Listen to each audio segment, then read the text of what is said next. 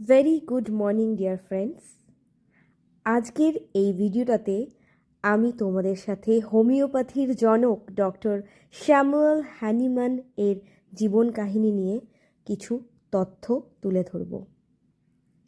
Christian Friedrich Samuel Hahnemann হোমিওপ্যাথির জনক। উনি 10ই April 1755 খ্রিস্টাব্দে জার্মানির ড্রেসডেনের নিকটবর্তী মেসিন শহরে জন্মগ্রহণ করেন। তিনি ছিলেন একজন জার্মান চিকিৎসক, রসায়নবিদ এবং বহু ভাষাবিদ। হ্যানিম্যান অত্যন্ত মেধাবী ছিলেন এবং অল্প বয়সেই তিনি বহু ভাষা শিখে নিয়েছিলেন, যেমন ইংরেজি, ফরাসি, ইতালীয়, গ্রিক, ল্যাটিন ইত্যাদি।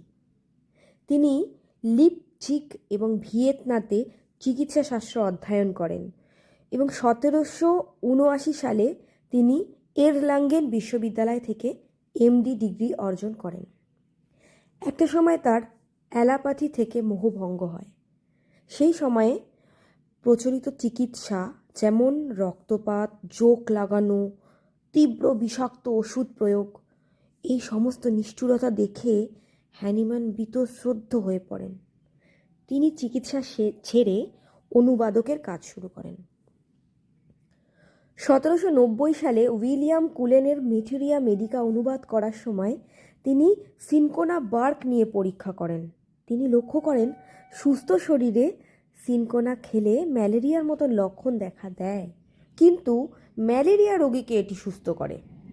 আর এখান থেকেই তিনি লাইক কিওরস লাইক, সমম সময়তি বা সদৃশ সদৃশকে আরোগ্য করে হোমিওপ্যাথির এই নীতিটি আবিষ্কার করেন।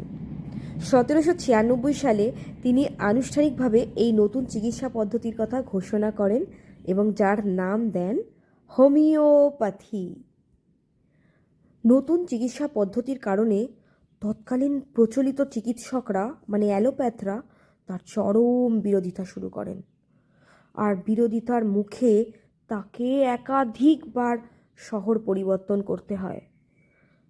1830-এর দশকে ইউরোপে কলেরার মহামারী দেখা দেয়। সেই সময় হোমিওপ্যাথি চিকিৎসা ব্যাপক জনপ্রিয়তা পায় এবং সারা জীবন ধরে লড়াই করে তিনি এই হোমিওপ্যাথি ট্রিটমেন্টকে আজকে সারা বিশ্ব জুড়ে মানুষের সামনে মানুষের সেবার জন্য তিনি রেখে গেছেন। এবং তিনি জীবনের শেষ বছরগুলো প্যারিসে কাটান এবং সেখানেও তিনি প্রভূত সাফল্য পেয়ে গেছেন।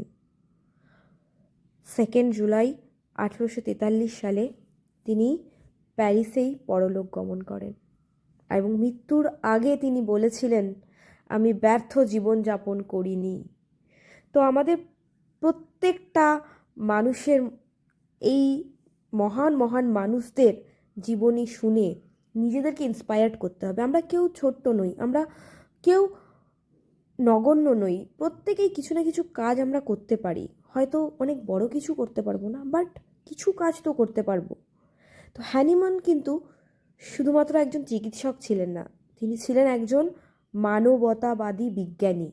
মানে তুমি বিজ্ঞানী হও, তুমি ডক্টর হও, তুমি ইঞ্জিনিয়ার হও, তুমি বিজনেসম্যান হও, যাই হও, মানবতাবাদী মানে মানুষকে যে ভালোবাসে সে মানুষের মনে জায়গা করে নেয়, এবং মানুষের মনে যখন আমরা জায়গা করে নিতে পারি তখন কিন্তু ঈশ্বরের আশীর্বাদ পাওয়া যায়। তাই প্রতি বছর হ্যানিম্যানের জন্মবার্ষিকী পালন হয় 10 এপ্রিল এবং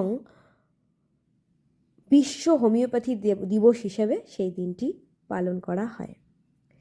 তো সমগ্র ভিডিওটা যারা লাস্ট অবধি শুনলে তাদেরকে অনেক ধন্যবাদ এবং হোমিওপ্যাথির জনক ডক্টর স্যামুয়েল হ্যানিম্যানকে অনেক অনেক অনেক শ্রদ্ধা জানিয়ে এই ভিডিওটা শেষ করছি।